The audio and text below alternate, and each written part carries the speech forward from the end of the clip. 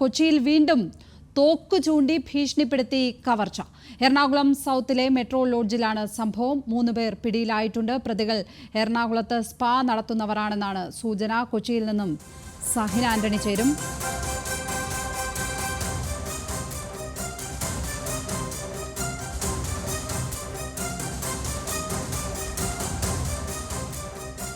സഹിൻ, എപ്പോഴാണ് ഈ സംഭവം ഉണ്ടായത്? നമുക്ക് ഇപ്പോൾ ലഭ്യമാകുന്ന വിശദാംശങ്ങൾ എന്തൊക്കെയാണ്?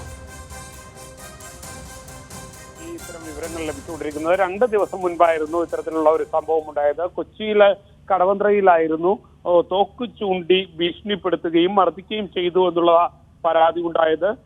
കടവന്ത്ര സ്വദേശി സജീറാണ് ഇത്തരത്തിലുള്ള ഒരു പരാതി പോലീസിൽ നൽകിയത്. ഇയാളെ തോക്ക് ചൂണ്ടി സ്പാ നടത്തുന്ന 3 പേർ ചേർത്ത് ഭീഷണിപ്പെടുത്തുകയും മർദ്ദിക്കുകയും ചെയ്തു എന്നുള്ളതായിരുന്നു ഇയാളുടെ പരാതി. എന്തായാലും പോലീസ് നടത്തിയ പരിശോധനയിൽ ഈ തോക്ക് പിടിച്ചെടുക്കാൻ കഴിഞ്ഞിട്ടുണ്ട്.